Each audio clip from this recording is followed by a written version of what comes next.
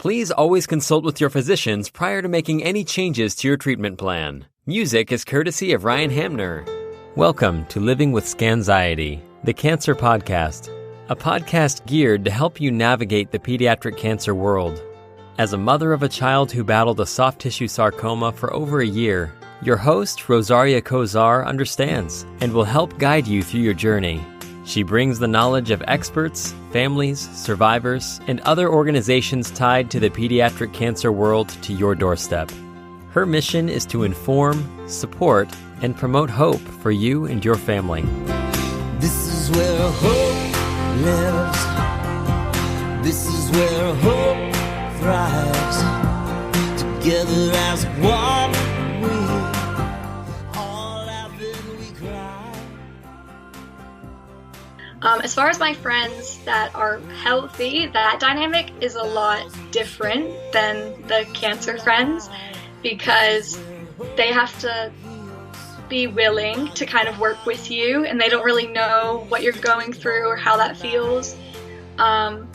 So some of my close friends back home in the U.S. I'd gone to high school with and known since we were like small, when I would be in the hospital, they would come up and ask those questions, whether I was feeling all right, and come back in another day, and they would come up and just treat me normally when they got there. Which sounds so silly because we're in a hospital, but they'd come up and just sit on the edge of my bed and tell me about boys that were cute at their work or their supervisor who was just awful this week. And it was really nice to hear about that and just be part of their world while I was kind of in a bubble. Hi, this is Rosaria, and I am here with Ashlie Gauthier. She's a survivor, and she was diagnosed at 19. But why is it important for parents of younger children to listen to this episode?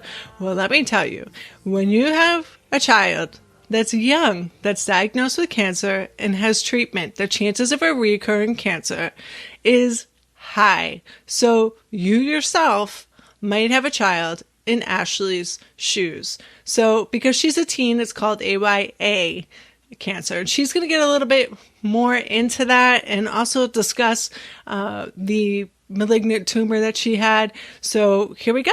Welcome, Ashlie. Hi. So yeah, I was diagnosed with malignant phyllodes tumor just when I turned 19.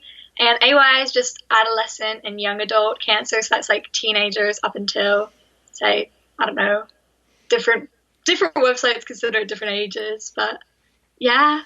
Well, I'm so excited to have you here and to help out not only the AYA community, but also possibly prepare parents with younger children about this community that you have become a part of. And I'm so sorry that you had to go through all of this.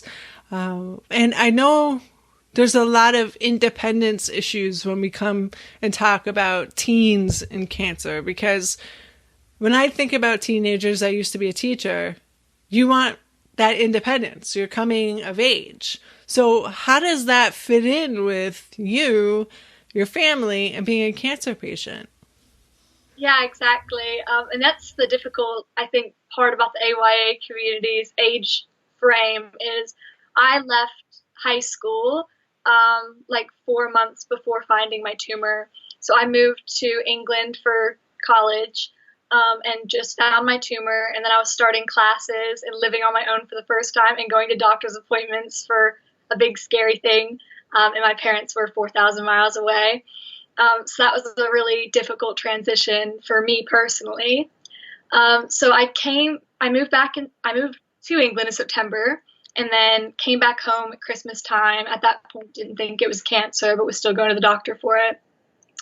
And my parents did really great that Christmas of just kind of making the divide between an adult child coming home and visiting versus a child living with their parents still, like my 3 younger siblings, just kind of treating us differently because we were at different stages of our lives, and just not asking as many questions. Like I'd tell my mom I was leaving the house, but she wouldn't be bothering me about what time I was getting home exactly, maybe just telling me I need to be home for a certain time or whatever, but not as, I guess, on it as she would be my younger siblings since they still were living at home. And that's just like a really big shift anyway. I'm like all my friends, their parents treat them differently at this age, just with different leniencies as a young adult, just leaving the house. So then 2 months after that, when I came home with my cancer diagnosis, though, my parents tried to kind of keep giving me that freedom, but as a cancer mom, and my mom and my dad, they're just used to being a sick kid's parent, as I was sick when I was little with an autoimmune disease. So when I came back and was sick again, I think that just kind of kicked back, and they started to kind of tighten the reins on things, just wanted to know where I was, how I was feeling, what I'd eaten that day, just being really more helicopter parents, because they had to be. They just were in survival mode, just like I was. But that's just a transition that kind of needs to go smoothly in that age group, because I needed the independence still, even though I was diagnosed with cancer and had to be dependent for certain things. Yeah, absolutely. I can only imagine. And as a parent of a young child, I'm not there yet, but I can only imagine what they were going through and you, because it's like this freedom was taken away and now you have to deal with cancer. And was there conversation between you and your parents, or was it kind of like a silent change or shift? There definitely was conversation. Like, my mom was with me throughout like the entire process. My mom stayed at home with me throughout my cancer treatment, and my dad was at work. So he would come and stay with me in the hospital some nights, but my mom was usually there like from start to finish. And me and my mom get along great. We always have. We're just like really close. But spending 24 hours a day, 7 days a week together for months on end was a lot. Not that we didn't get along during that. It was just, there was no time where I was by myself. From the time I woke up, my mom was next to me, to the time I went to bed. And the same thing for her. She wasn't by herself at all either. And there's just sometimes you just need your space from people. And I don't think there's really another example of that besides being a patient, really, where you're just constantly with a caregiver and you don't have like much space. So I did talk to my mom about this. Maybe after my second or third round of chemo, where it just been a minute, she was debating going home for the night to get a shower. And I was just like, yeah, you can go home. And she was like, do you want me to go home? I was like, well, and she was like, don't hurt my feelings. Like, it's okay. And so I was like, yeah, it might be nice if you went home just for a night. So I had like an hour to myself. So she did go home. They were there for most of the time because I didn't really like being by myself either. It was a difficult balance to strike, and really just speaking to the cancer patient and asking them like how much time that they need somebody with them is really helpful, because it could be different for different people. Good for you sticking up for yourself in terms of that. And yeah, it's a double-edged sword, isn't it? I mean, you kind of want that companionship. Maybe you're a little scared, but then at the same time, you're like, I need that freedom and alone time. But even though you're getting that freedom and alone time, you're in the hospital. And I'm assuming you're in the United States, so it's similar to the hospital that we went to. They're constantly get the beeping and they're coming in and checking on you. So how was that for you? And were you with other younger kids? And how did that affect your treatment? So when I first got diagnosed, because I found my cancer at 18 but wasn't officially diagnosed until I was 19, I was at the adult hospital. So all my nurses loved me because I was a baby. And I was probably one of the youngest people they saw. But my mom asked about moving me to a children's hospital, and I told her that I didn't want to move. I just felt like that's the other difficult thing with this age group, is that I felt like going to a children's hospital, I was kind of wasting their time, because they could spend their time on younger children that needed that support more than I did. But then being at the adult hospital, there wasn't very many people my age. There were patients my age, but it's not like the children's hospital where you like interact with the other people on your floor. There was a lot of elderly patients on my floor, and yeah, cancer with elderly patients is just a lot different from cancer with younger patients. They didn't leave the room very often. They had family come in quite a bit. Yes, there wasn't very many like friends to make. So I made some friends online with people who had the same cancer as me and that were around my age. and I still keep in touch with them often.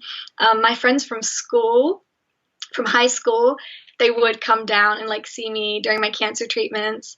And they were really good. Like some of my best friends were really good about it. They'd message me in the morning and be like, hey, are you still feeling okay for me to come in? Because sometimes I'd say, yeah, come in on Thursday, but I was just so sick. I didn't want to see anybody, and I didn't feel weird saying, no, I'm not feeling up to it today. But having people in that were my age and that just could treat me normally was really nice, and just have conversations.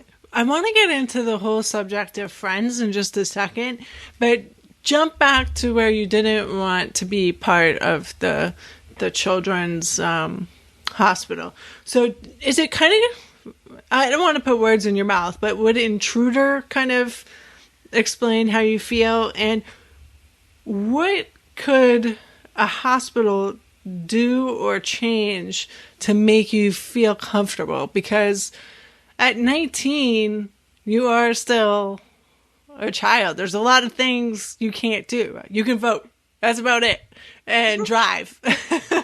Vote and drive. And so how could a children's hospital or that whole scenario gone differently for you to feel comfortable to not attend, that's not the right word, to get admitted or admit yourself into a children's hospital? That's a good question. Intruder definitely kind of fits how I felt. And that's silly, obviously, because, they wouldn't have felt that way. But I just didn't feel like I necessarily belonged there with those. There's a big divide between even high school and being 19 and just 1 year out of high school, just because you're just into different things and you just have a different level of maturity there.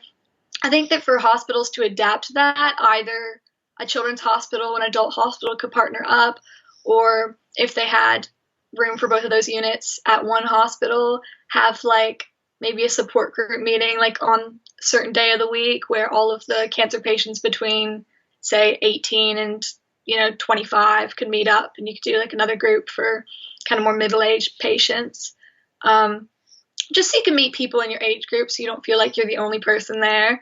I left my room a lot. I started off feeling really good and really healthy. My oncologist said that every time I went in. I was just really lucky because out of his patients, I was probably the healthiest one there, like, besides the cancer. He'd say that all the time and we'd laugh. But so I'd go out of my room a lot, and I think some of the other teen patients, like older patients, would stay in their rooms, so I didn't get to meet them. But if there was a support group, that would be possible. You talked about friends, and one of the first things they told us, and as adults with a young child, was you are going to lose friends, you're going to make friends, and just all over the map with friends. So how did that go with you? And what were the positive examples? What are the negative examples of friend making and losing, I suppose? Yes, definitely. So as far as cancer friends went, I was in a Facebook group, which anybody who's newly diagnosed doesn't know what's going on. On Facebook, there are groups for almost any cancer under the sun. There's only a small list of cancers when you just list them, but we all know there's a million more than that. And there's subgroups, subgroups, and they've got Facebook groups for all of them. So that was really nice to join. It's just a bunch of people that have been diagnosed with the exact same thing as my cancer. My cancer accounts for less than 1% of breast tumors and is treated more like a sarcoma cancer because of the way the cells divide, things like that I don't really know that much about. But so these women in this group were, I think our youngest group member was like a mom for a 13-year-old, or maybe even a 12-year-old. And then up from there, the ages went up to 65 plus. It's always like, it's nice when somebody joins the group and they're my age and I can talk to them, but it's also just like, oh, that sucks to be, not that it's like worse, but you get what I mean? Just like a really young girl, like 13, going through that same thing just sounds horrible. And then I've made friends in that group and keep in touch with them, and most of them are doing pretty well right now, which is great because we've all been a year or so out of treatment. As far as my friends that are healthy, that dynamic is a lot different than the cancer friends because they have to be willing to kind of work with you, and they don't really know what you're going through or how that feels. So some of my close friends back home in the US I'd gone to high school with and known since we were like small, when I would be in the hospital, they would come up and ask those questions, whether I was feeling all right, and come back in another day.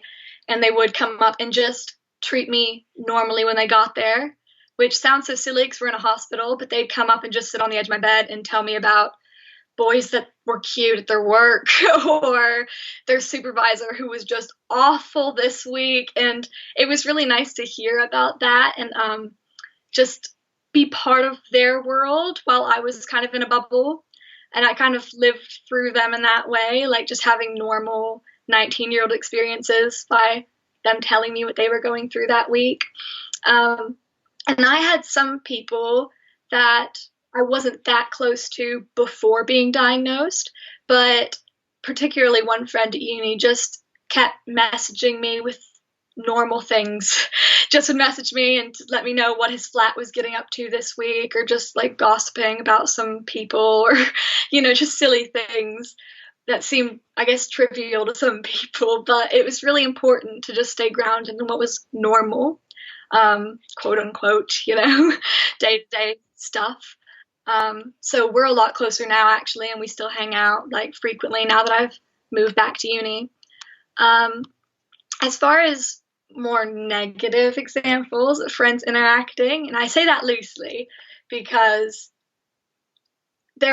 I do see why this has happened, and I can reason it, and I will later. But I had a lot of people that would just check in and be like, "Hey, are you okay? How are you?" And I'd say, "I'm good," because that's kind of the answer to that question, you know? And I'd say, "How are you?" And they'd just say, "Good." And then that would be it. And like the conversation would fizzle out, and we just wouldn't speak after that. And I have lost touch with a lot of people like that. Or some people that maybe like didn't like me beforehand and were trying to kind of make amends after I was diagnosed.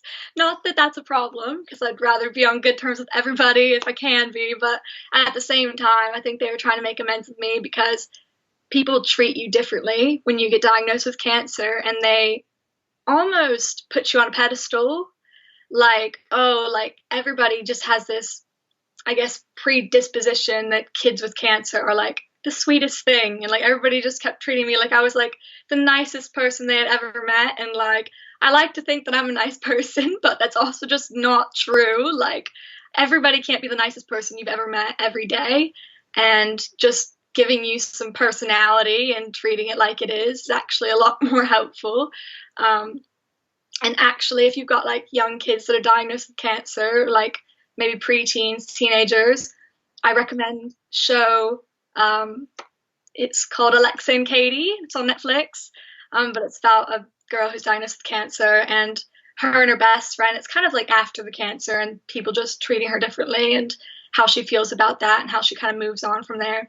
But I watched that afterwards. All my friends had told me to watch it during, and I didn't want to be in the middle of cancer and like watching more shows about cancer. But I think that's actually really helpful, especially for young people, to see other people going through that. And it was a really positive show, which I really liked. Yeah, and the other thing with that is like group chats.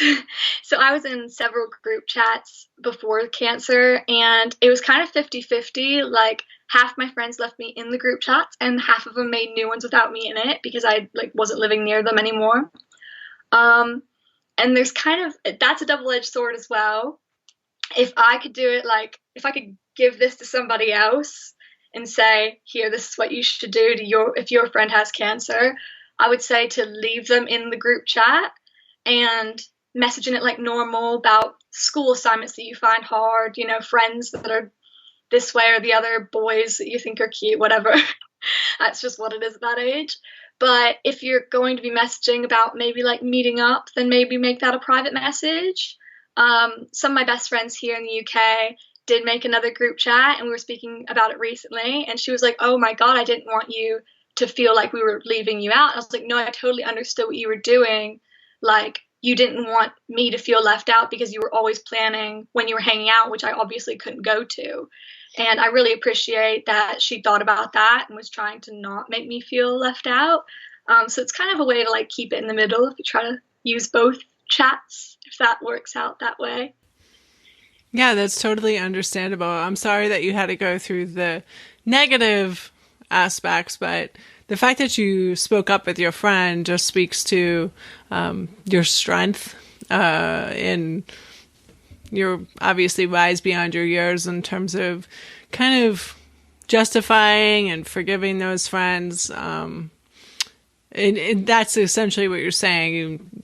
You allowed them that kind of space and understanding that they drifted. Is that what you're getting at? Yeah, and so reasoning that, and it's, I think, difficult to do at the time, and it feels hurtful when people are just leaving, and it just feels like everybody's leaving all at once, and you're going through something new, and it's scary.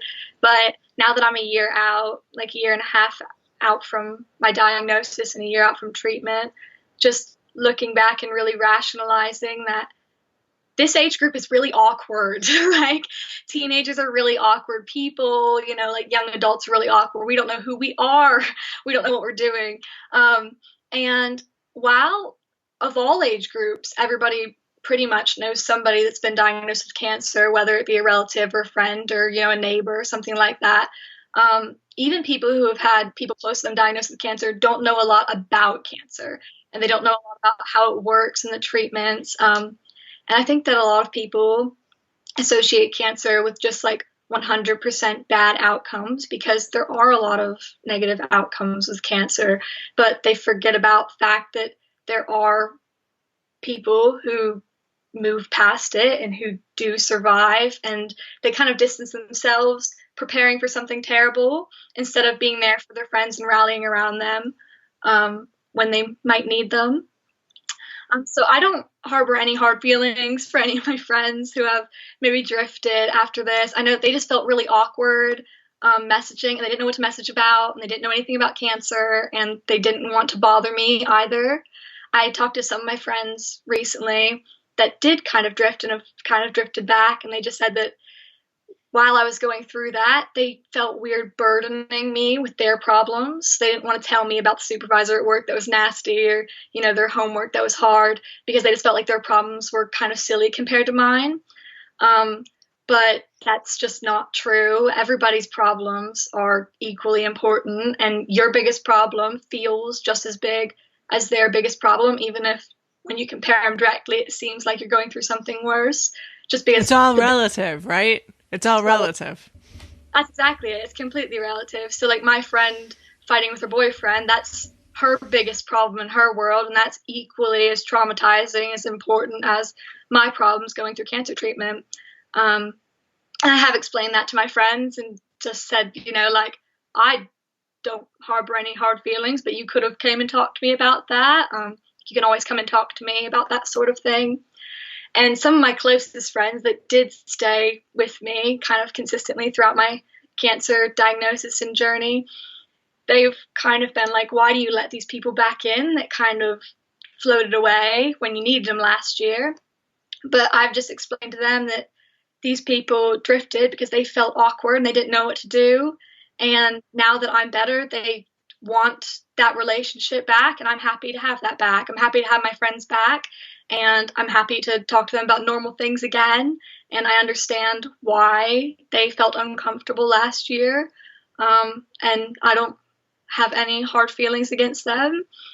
So, yeah, and to people who haven't really kind of come back around, maybe, like, anybody can come back and hang out anytime, you know. It's no hard feelings, and it's just a really awkward situation. So what can you say to the friends out there that just had their friend diagnosed? What would you say? I would say just treat them like normal. Treat this as if it's just another problem in a teenage realm, like anything else would be. Just be open to listening if they want to tell you about things that they're experiencing or things that are stressing them out at the moment. But at the same time, don't be afraid to tell them what's going on in your world. And as a teen and young adult cancer patient, just trying to keep in mind that you also need to put what you can handle into your own hands and let everybody know that. If you really can't handle extra stress that day, you need to let your friends know. And you need to also be willing to reach out to friends and say, hey, like, do you have anything going on that you want to tell me about? Which I think I should have done more last year. And I do regret I was so wrapped up in what was going on with me that I think I was really concerned about the friends that had left, and I wasn't giving them an opportunity to come back at that time, just because I was worried they didn't like me anymore, which I realized isn't usually the case. Most of them just felt really uncomfortable in the situation, as I did, as everybody did, just because it's a different case for this age especially. It's not common, but it happened. Do you kind of wish that a social worker had prepared you for this, or did you have anybody help you process this outside of the family? So I was offered like social workers and things, and people would come into the hospital room, like different therapists. We had like a music therapist and an art therapist, a massage therapist, and there was a dog person that came around with their puppies, and they would kind of speak about that. And there was like pastors that came in like regularly, like that happens, I feel like, at most hospitals. There's like things that come around for, that kind of thing. I was at a really great hospital, but yeah, and they kind of like ask you if there's anything you want to talk about. At the same time, I felt like whenever they'd ask me, it was a very broad, like, is there anything you want to talk about? It wasn't like something specific where I could answer, like, how are you with your friends? How are your friends coping? Like, it wasn't something specific like that where I could actually answer the question. It was just like, we're here if you need to talk. And maybe making that line of communication a little more specific would have been a little more helpful. And there are support groups for like AYA cancer patients. A lot of times they were like lunches or dinners or something, and they're usually not very frequently.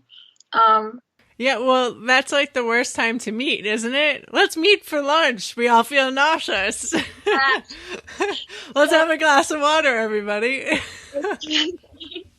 Exactly. No, I'm sorry I'm putting a little humor into it, but the fact that they're having you meet for those 2 times, I think I would be a little bit more like, okay, let's everybody meet on FaceTime. I don't know, but it just seems odd for lunch and dinner. Exactly. And I think most of it was like for survivorship more than patients going through things. Not that patients couldn't go. And I was asked to, do some of these things, but it was usually like just one night a month, and I was maybe busy with something else. It was also that once I entered like the end of my treatment, I kind of wanted to distance myself from cancer for a bit. I was asked to be on this podcast earlier, and I just wasn't in the headspace. I just wanted to get away from cancer. I was done. Completely understandable. I spent my 9 months, doing the chemo and the radiation and the surgeries, and I just didn't really want to think about it. And I had friends that were still going through cancer treatments, and I was kind of keeping in touch with them and already dealing with it on that end. So I didn't really want to go to a survivorship meeting with anybody else. Didn't want to meet any other cancer patients, because I kind of had my hands full. But now, more willing to just speak about my experience and be open about my experience. And I realize that not everybody's comfortable doing that. And that's okay. And you don't have to tell anybody about anything. That's completely up to you, and it's a private matter. But I have found that for me personally, speaking up about it and being completely open about it has opened more doors for who's available for me to talk to. Because the more people you're open with, the more they'll be open with you, and it opens that line of communication. Again, wise beyond your years. I think I've said that a total of 3 times. I can't remember. Yeah, I understand not wanting to be evolved right after you get out. For us, it was the same way. I mean, we were the caretakers of a young child, but yeah, we didn't want to look back, and unfortunately, we did have to because there was a relapse. But anyways, speaking of anything else that you want to add or maybe say to parents or siblings or anything that you want to add for people out there? Just being really open to everybody's coping strategies and recognizing that your coping strategy might not be the same as your child who's the patient, and that might not be the same as their siblings, and kind of seeing where everybody's at with those things. My family were jokesters. We just joked about the whole thing. It was really dark humor. It made people uncomfortable. I said things in public places and people would cringe, but it's what got us through it, just making jokes, and kind of just taking it with a grain of salt. That doesn't make everybody comfortable, and just being aware that some things might be better for other people. Some people might want hugs and to talk about it. Some people want to be left alone or laugh about it, and it doesn't bother them. So just finding out what everybody's comfortable with and adhering to that as best you can. My understanding is you're kind of headed towards an advocate role. I definitely like to take more of an advocating role at this point. I've just learned from lots of great advocates I've met through social media, and seen them do amazing things and run charity events and just really help the next person, because there will be a next person, as awful as it is, and you don't want it to happen to anybody else, but it will. And just trying to make sure that doesn't happen that much longer. Maybe we'll find something next 10 years, find a cure for this and finish it. But for now, start working on that. I like those thumbs up. You guys can't see them, but yeah, she's positive. So yeah, we look forward to hearing more from you. Is there a way that people could contact you for support, or are you kind of keeping that private? Well, absolutely. My Instagram is Ashlie Storm, ASHLIE, Storm like the weather. And private message me anytime if anybody just needs to talk, or just wants some support, wants to know how to talk to their friend with cancer, needs to know how to talk to their child with cancer, their teenager. I'd love to help as best I can. I was sick as a small child. I had autoimmune disease from 3 to 4. So for parents with young children, like, I've been the sick kid from a small age, and I know what it's like on the other side of that. And it's just come full circle. So anybody that needs anything, I'm around. That's great. Well, thank you so much for joining us. I really appreciate your time. Thank you for having me. It's been great. Thank you for tuning in to Living with Scanxiety. Please subscribe to hear more informative discussions like today's. Music is courtesy of Ryan Hamner.